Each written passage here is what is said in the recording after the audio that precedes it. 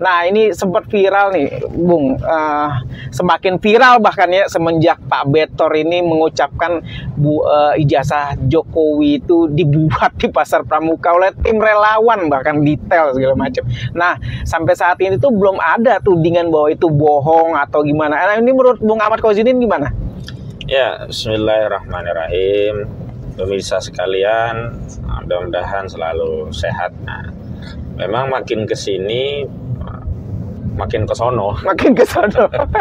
Maksudnya adalah sejumlah informasi yang masuk ke kita dari berbagai sumber, dan terakhir apa yang disampaikan oleh Betor Suryadi, politisi PDIP yang juga pernah menjadi staf kantor presiden ya, KSP ya, kantor staf presiden gitu, boleh dikatakan mengguncang ya jagat politik nasional gitu. Kenapa? Karena Betor dalam sebuah wawancara eksklusif di stasiun TV nasional ya, semalam kalau nggak salah ya acaranya, atau ya semalam itu saya nonton semalam, itu mengungkap sejumlah informasi yang sebelumnya juga sudah sempat beredar karena di berbagai berita portal berita online sudah dikutip, diulas sejumlah YouTuber ya. Itu Betor di dalam sebuah wawancara eksklusif di satu TV stasiun nasional ya, iNews ya, itu mengungkap apa yang sebelumnya juga sudah disampaikan, bahwa ijazah saudara Joko Widodo itu diduga made in Pasar Pramuka. Jadi bikinan atau buatan Pasar Pramuka. Pasar Pramuka itu kan sebuah pasar yang ada di daerah Salemba, Jakarta begitu, yang dikenal oleh masyarakat sebagai Pasar Palu Gada. Apa itu Pasar Palu Gada? Apa lu perlu gua ada. Semua jenis dokumen bisa dipesan ya, di Pasar Pramuka. Namun sayang pasar ini sudah terbakar ya, beberapa tahun lalu ya. Nah, yang menarik adalah selain menjelaskan bahwa dokumen ijazah saudara Joko Widodo itu dibuat di Pasar Pramuka oleh sejumlah aktor utama Widodo disebut ya. Kan ada David, ada Widodo, tapi aktor utamanya adalah Widodo ya.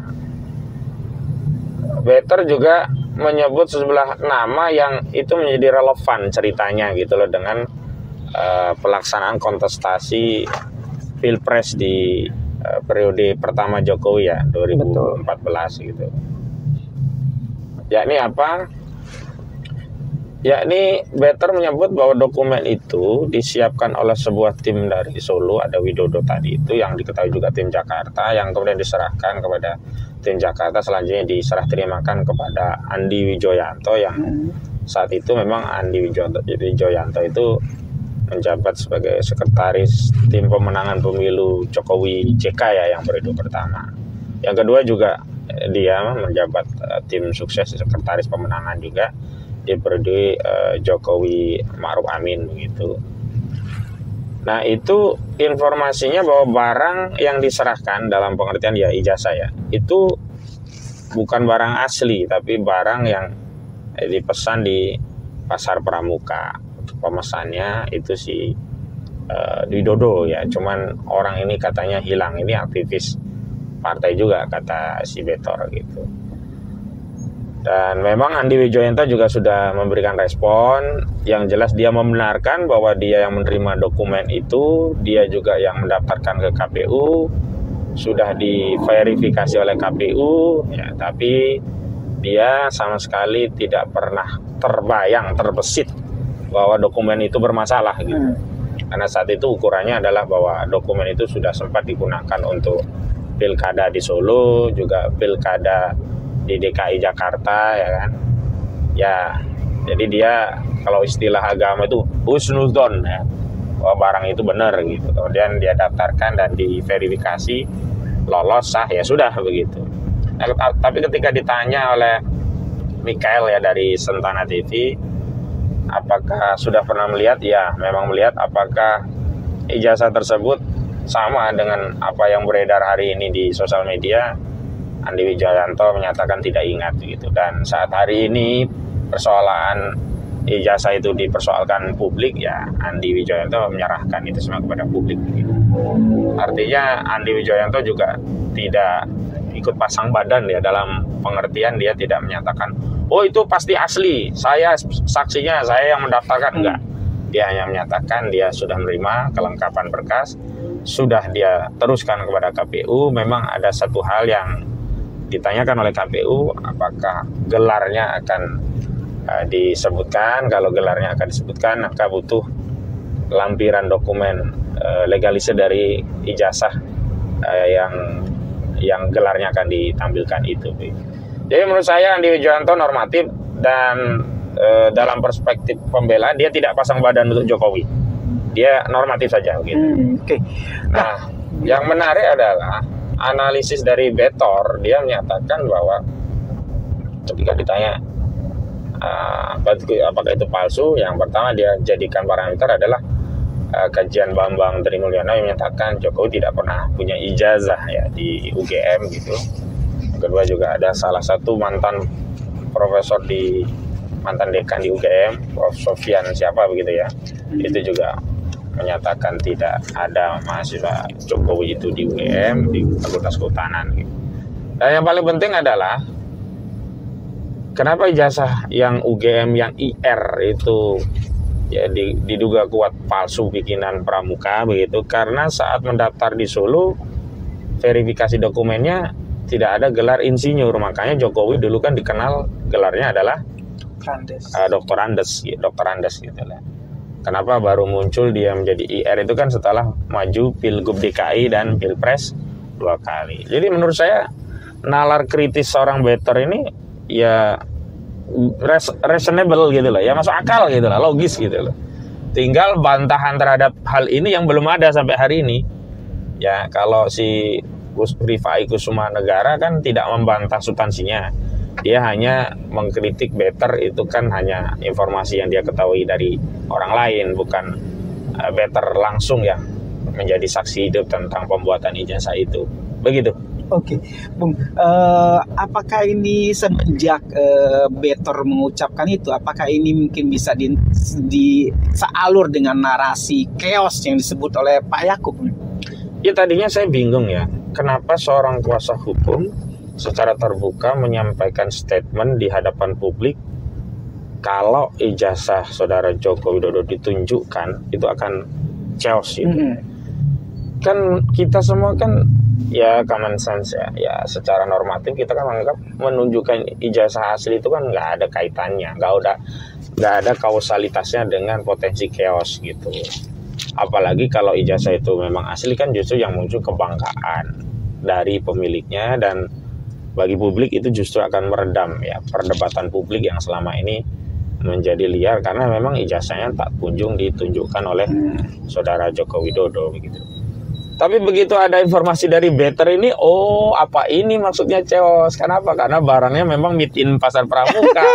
Lah kalau yang ditunjukkan ke publik itu ternyata barang meet in Pasar Pramuka, ya chaos lah. Chaos yang dimaksud bukan berarti orang kemudian apa ya bunuh-bunuhan, itu enggak. Maksudnya suasana publik menjadi chaos ya, menjadi huru-hara ya, dalam pengertian ya orang akan mencela saudara Joko Widodo gitu, dan seluruh pembelanya lah, termasuk buzzer-buzzernya. Selama ini kalian ya ternmul istilah sekarang ya. Ternak Mulyono itu membela ijazah meet in Pasar Pramuka. Nah kira-kira begitu. Nah makanya hari ini sebenarnya yang kita butuhkan itu adalah kejujuran dan sikap negarawan dari pihak-pihak yang terlibat dalam peristiwa ini. Karena kalau kita harapkan dalam penelusuran bukti-bukti misalnya ke Pasar Pramuka untuk mencari tempat dulu bikinnya, udah dibakar. Nah ini agak susah aja di situ. Dan bakar-bakar ini kan publik menduga kan kaitannya untuk menghilangkan jejak atau barang bukti. Kita tahu peristiwa KM 50 rest areanya dibakar. Di Kejagung ada penanganan kasus korupsi, Kejagungnya dibakar. Di Kementerian ATR Kepala BPN ada kasus pagar laut, Kementerian ATR-nya kebakar. Gitu. Itu yang kemudian publik mengaitkan jangan-jangan aksi terbakarnya Pasar Pramuka itu bukan terbakar tapi dibakar dalam kerangka untuk menghilangkan jejak kejahatan. Begitu. Oke. Nah, banyak orang yang saya sering dapat komentar ya di YouTube, di komentar-komentar YouTube, komentar-komentar sosmed ya. Ini apa sih untungnya kayak menggugat ijazah ini atau mengopinikan ijazah palsu ini, kira-kira nanti setelah mungkin ya kalau ketahuan bener palsu itu efek hukumnya gimana, Bung? Itu kan pertanyaan bodoh sebenarnya. Sama aja begini. Ada pencurian. Kemudian orang tadi mengatakan, apa sih pentingnya mencari pencurinya? Toh barangnya juga sudah hilang. Kenapa sih gak move on gitu? Lah memangnya kalau kasus pencurian barangnya udah hilang itu, pencurinya tidak harus ditangkap. Pencurian itu bukan sebuah kejahatan. Dan dampaknya apa? Nanti bagi pencuri-pencuri yang lain akan gampang untuk mencuri gitu loh. Sehingga tidak ada keamanan bagi kita terhadap barang-barang kita miliki. Nah, ijazah palsu, pemalsuan dokumen itu kan 263, menggunakan dokumen ijazah palsu atau dokumen palsu 264 KUHP. Kemudian memasukkan keterangan palsu dalam akta otentik itu 266 KUHP. Itu kan kejahatan. Lah motifnya sudah jelas, kita ingin menegakkan hukum agar tidak ada penjahat yang ke depan memalsukan lagi, walaupun ada aja, tapi kan paling enggak kita minimalisir gitu. Terus kita juga mau menyelamatkan hukum dan politik kita, jangan sampai nanti kontestasi politik ya calon kepala daerah lah, calon DPRD, calon DPR RI, calon menteri, calon apa, ijazahnya ngawur gitu. Itu dari sisi dampak preventif ya, pencegahan terhadap perilaku kejahatan. Dan dari dampak dari sisi penindakan ya, kalau terbukti ya harus ditindak. Jokowi harus diproses, masa kalau terbukti mau kita diemin gitu. Nah, orang itu kadang hanya mengaitkan kalau terbukti kan dia dia nggak presiden lagi. Ilah, kalau memang presiden memang dia udah selesai. Tapi kejahatan ini kan nggak kemudian selesai kalau dia sudah selesai presiden, kejahatannya selesai kan enggak, tetap diproses. Dan yang kedua, kalau ternyata dia terbukti ijazah palsu, kan berarti implikasinya pada seluruh fasilitas yang dia peroleh dari status dia menjadi mantan presiden, dia harus dihentikan.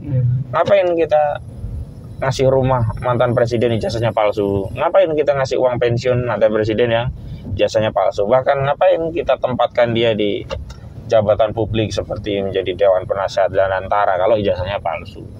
Jadi kompleks, jangan dianggap sederhana. Mungkin bagi orang yang motifnya materi, nggak ada untungnya, toh nggak dapat duit, gugat-gugat.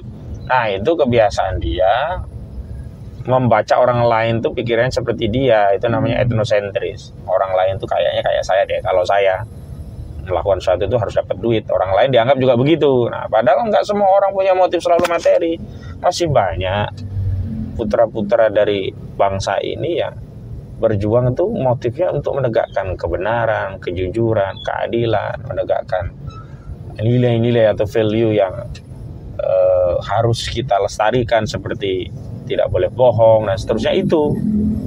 Ya kalau semua urusannya dianggap materi ya nggak nyambung, nggak ada dampaknya. Kayak kemarin kemudian dituduh ada bohir di balik itu, lucu kan? Begitu diminta buktinya nggak ada, begitu diminta sumpah di bawah Al-Quran nggak berani. Kan hilang lagi itu sekarang. Jadi mereka itu nggak mau fokus untuk membuktikan ijazah Jokowi asli, tapi melipir kalau kata orang Jawa, berputar-putar mencari celah yang lain agar orang yang kritis ini berhenti atau diam untuk menyuarakan kebenaran. Gitu. Oke. Baik, terakhir Bung, kira-kira pesan apa nih agar rakyat tidak terus-terusan ikutan narasi tentang kebohongan yang dilontarkan oleh oknum dari pemerintah gitu. Gimana Bung? Ya yang jelas kita itu kan bukan hanya punya hak ya, sekaligus kewajiban untuk apa? Untuk menyuarakan kebenaran. Jadi satu sisi kita menyuarakan kebenaran itu hak, bahkan sisi yang lain itu adalah kewajiban. Sebab kalau kebenaran tidak ada yang menyuarakan dan kemudian muncul ya kedustaan merajalela, ya itu menjadi kewajiban kita semuanya. Gak bisa kita hanya diam, yang penting bukan kita korbannya, yang penting kita tidak terlibat, yang penting anak istri kita udah kenyang.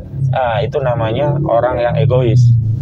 Padahal ketika nanti ada bencana, musibah karena manusia ini banyak bohong, zolim, dan seterusnya, itu kan menimpa semuanya. Nggak hanya pada orang yang melakukan kezoliman, kebohongan, dan seterusnya. Jadi, ya ayo kita terus menyuarakan kebenaran. Nggak boleh kita kemudian diam, pasif, apalagi justru ikut-ikutan membungkam suara kebenaran. Itu yang pertama. Yang kedua, nggak usah takut, nggak usah khawatir. Dari dulu sampai hari ini, sampai kapanpun, kebenaran itu selalu menang. Kebatilan itu selalu kalah. Memang ada fasenya sementara yang zolim itu diberi ruang, diberi tempat, seolah-olah dia tidak bisa dikalahkan. Ya, epos sejarah peradaban manusia untuk menunjukkan bahwa kezoliman itu pada akhirnya akan tumbang, walaupun sebelumnya merajalela luar biasa, ya kisah Firaun. Kurang apa kekuasaan Firaun? Sudah sudah mendeklarasikan diri sebagai Tuhan bahkan. Kekuasaan dia memang layak. Saat itu mungkin ukuran orang itu ya dianggap Tuhan. Jauh dengan penguasa hari ini yang nggak bisa apa-apa. Zaman itu dia sudah bisa bikin piramida. Coba teknologi apa yang bisa bikin piramida? Kalau hari ini pun bingung. Keren belum ada dulu. Teknologi teknik sipil sampai hari ini pun masih kebingungan gimana itu bisa dibikin. Bisa saja kemudian dia menganggap dia hebat dan dia Tuhan. Tapi akhirnya apa? Tumbang juga. Padahal lawannya hanya siapa? Nabi Musa yang awalnya tukang gembala. Dan Nabi Musa melawannya juga cuma dengan suara kebenaran. Dia nggak punya pasukan, nggak punya senjata. Cuma ngomong. Cuma ngomong dia. Dan memang perintah dalam agama kita, agama Islam, itu dakwah itu ngomong. Menyampaikan yang hak, mencegah yang mungkar. Makanya disebut amar ma'ruf, nahi mungkar. Jadi jangan pernah khawatir, takut kalau kita menyuarakan kebenaran atau dakwah amar ma'ruf nahi mungkar. Soal rezeki sudah ada yang jamin ya. Jangan kemudian ngarang-ngarang bahwa rezeki itu kita yang nentukan. Yang nentukan rezeki itu Allah Subhanahu wa taala. Dan terakhir, justru kita harus membersamai siapa-siapa yang sedang berjuang ini untuk kita dukung perjuangan mereka bersama-sama agar negeri kita ini segera bangkit dari keterpurukan dan segera menjadi negeri yang baldatun thayyibatun wa rabbun ghafur. Demikian. Oke guys, sekian dari kami berdua dari ujung. Setelah polemik ijazah palsu belum reda, kini Jokowi diterpa isu korupsi pengadaan bansos COVID-19. KPK memanggil 3 saksi penting termasuk ex-direktur keuangan Sritex dalam kasus bansos senilai triliunan. Kasus ini menyasar pengadaan 6 juta paket sembako bantuan Presiden pada tahun 2020 lalu. Modus korupsinya adalah pengurangan kualitas sembako yang diberikan ke masyarakat selama pandemi berlangsung. Setiap tahap terdiri dari 2 juta paket, mencakup tahap ketiga, kelima, dan tahap keenam. KPK menyebut nilai kontrak 3 tahap tersebut hampir mencapai angka fantastis, sekitar 900 miliar rupiah totalnya. Potensi kerugian negara akibat korupsi bansos ini ditaksir mencapai angka mengejutkan, 250 miliar rupiah lebih. Jokowi. Sementara klaster terakhir adalah Jokowi diduga menyogok oligarki untuk menyokong kekuasaannya selama 2 periode menjadi orang nomor 1 di Indonesia. Lebih lanjut, saya juga berkomentar soal OCCRP yang memasukkan Jokowi sebagai finalis tokoh terkorup dunia 2024. Dia khawatir OCCRP memiliki informasi Jokowi memiliki harta yang dilarikan ke luar negeri dan didapat secara tidak sah.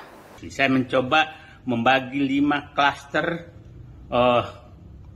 modus korupsi yang dilakukan oleh mantan Presiden Joko Widodo. Kelas pertama adalah klaster korupsi yang ditujukan untuk mendapatkan kekuasaan dan melanggengkan dinasti. Ini banyak contoh yang terjadi tentang hal ini. Masih ingat dulu kasus tentang ditutupnya kasus pelanggaran dan pelanggaran hutan, kemudian 3,3 juta hektar sawit itu hilang begitu saja. Nah, itu saya punya keyakinan bahwa ini ada kaitan dengan untuk melanggengkan kekuasaan, sehingga perlu untuk meredam kasus-kasus besar dan bisa terjadi negosiasi di balik pintu. Yang kedua, klaster kedua adalah itu menjarakan lawan-lawan politik. Itu klaster korupsi kedua. kita masih ingat bagaimana kasus-kasus menteri-menteri yang terlibat tahu-tahu dihilangkan begitu saja, dan itu sudah diperiksa tapi tidak dilanjutkan. Itu adalah istilahnya korupsi sprindik. Masih ingat kasus impor garam, minyak goreng, HPH, kemudian kasus BTS, dan berbagai kasus lain yang menguap begitu saja. Dan masih ingat kasus penggantian Ketua Umum Partai Golkar yang karena isu semua bahwa itu ada 11 sprindik. Itu korupsi klaster kedua. Korupsi klaster ketiga adalah ini ambisi pribadi. Ada 2 subklaster di sini. Klaster pertama adalah ingin punya legacy. Seakan-akan presiden berhasil tapi merugikan rakyat.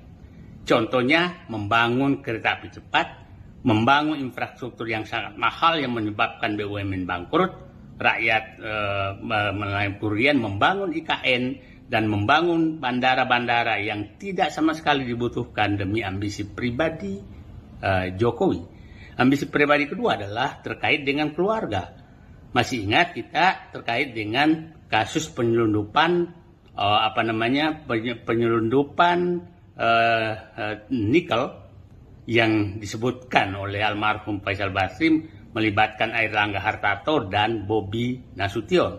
Kemudian kasus Blok Medan dengan berbagai kasus. Yang keempat adalah klaster penggunaan uang negara untuk menyogok rakyat.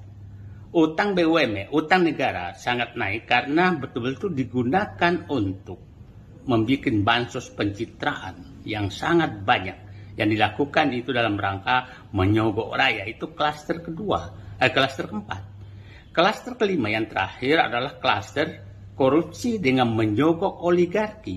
Oligarki kita tahu bahwa ini betul-betul menjadi penyokong utama kekuasaan Jokowi dan dinasti Jokowi selama 10 tahun. Mereka lah yang mendapatkan fasilitas di berbagai tempat, di pertambangan, di perkebunan, di macam-macam.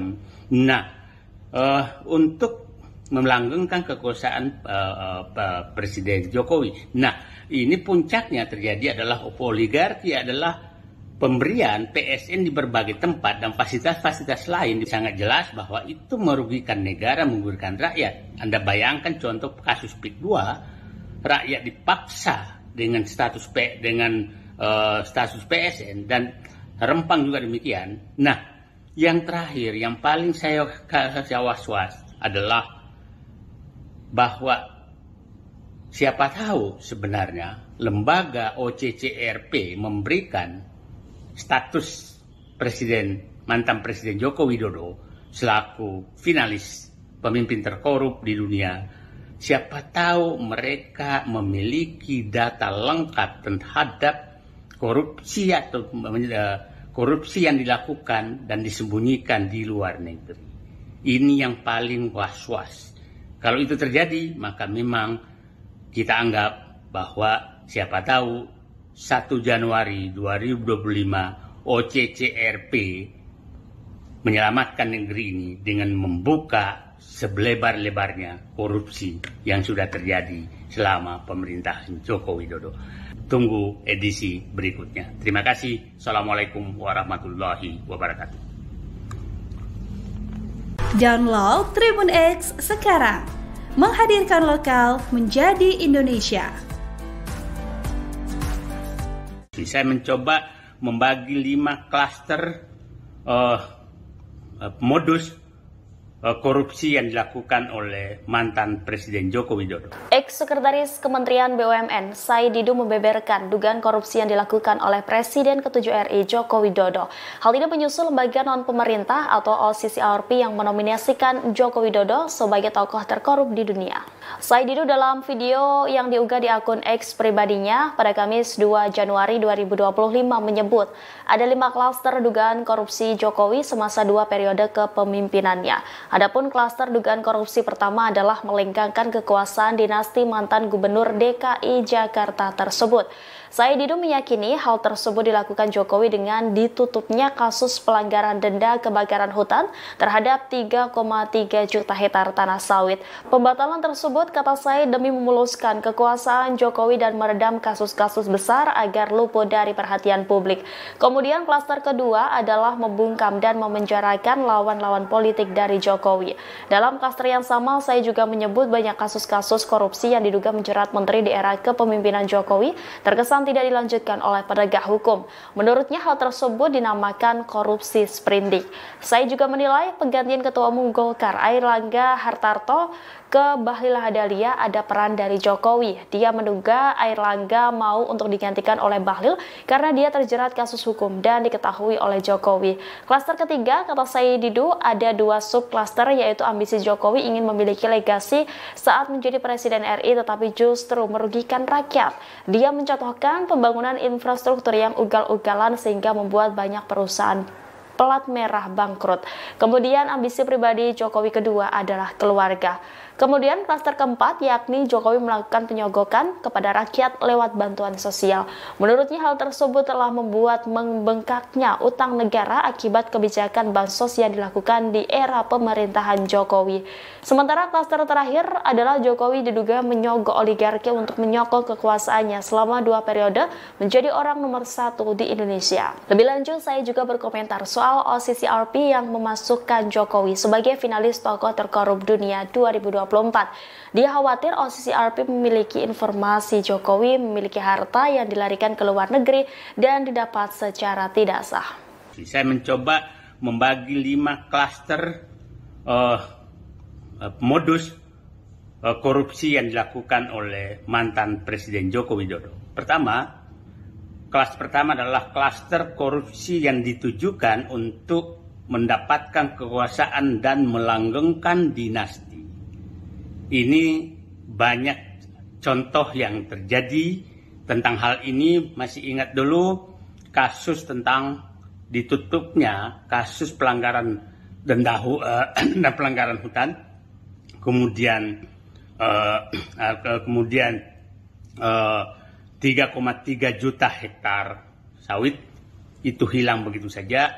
Nah, itu saya punya keyakinan bahwa ini ada kaitan dengan untuk melanggengkan kekuasaan sehingga perlu untuk meredam kasus-kasus besar dan bisa terjadi negosiasi di balik pintu. Yang kedua, klaster kedua adalah itu menjarakan lawan-lawan politik. Itu klaster korupsi kedua. Kita masih ingat bagaimana kasus-kasus menteri-menteri yang terlibat tahu-tahu dihilangkan begitu saja dan itu sudah diperiksa tapi tidak dilanjutkan. Itu adalah istilahnya korupsi sprindik.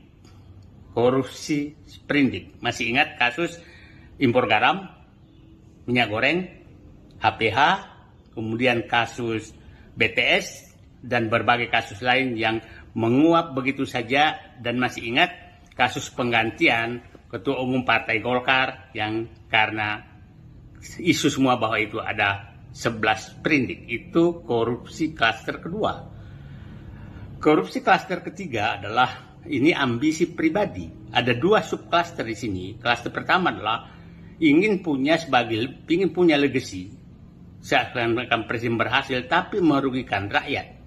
Contohnya membangun kereta api cepat, membangun infrastruktur yang sangat mahal yang menyebabkan BUMN bangkrut, rakyat mengalami kerugian, membangun IKN, dan membangun bandara-bandara yang tidak sama sekali dibutuhkan demi ambisi pribadi Jokowi. Ambisi pribadi kedua adalah terkait dengan keluarga. Masih ingat kita terkait dengan kasus penyelundupan nikel yang disebutkan oleh almarhum Faisal Basri melibatkan Airlangga Hartarto dan Bobi Nasution. Kemudian kasus Blok Medan dengan berbagai kasus. Yang keempat adalah klaster penggunaan uang negara untuk menyogok rakyat. utang BUMN, utang negara sangat naik karena betul-betul digunakan untuk membuat bansos pencitraan yang sangat banyak yang dilakukan itu dalam rangka menyogok rakyat. Itu klaster keempat. Klaster kelima yang terakhir adalah klaster korupsi dengan menyogok oligarki. Oligarki kita tahu bahwa ini betul-betul menjadi penyokong utama kekuasaan Jokowi dan dinasti Jokowi selama 10 tahun. Mereka lah yang mendapatkan fasilitas di berbagai tempat, di pertambangan, di perkebunan, di macam-macam. Nah, untuk melanggengkan kekuasaan Presiden Jokowi. Nah, ini puncaknya terjadi adalah oligarki adalah pemberian PSN di berbagai tempat dan fasilitas-fasilitas lain. Sangat jelas bahwa itu merugikan negara, merugikan rakyat. Anda bayangkan contoh kasus PIK 2, rakyat dipaksa dengan status PSN dan Rempang juga demikian. Nah, yang terakhir, yang paling saya was-was adalah bahwa siapa tahu sebenarnya lembaga OCCRP memberikan status mantan Presiden Joko Widodo selaku finalis pemimpin terkorup di dunia. Siapa tahu mereka memiliki data lengkap terhadap korupsi atau korupsi yang dilakukan dan disembunyikan di luar negeri. Ini yang paling was-was.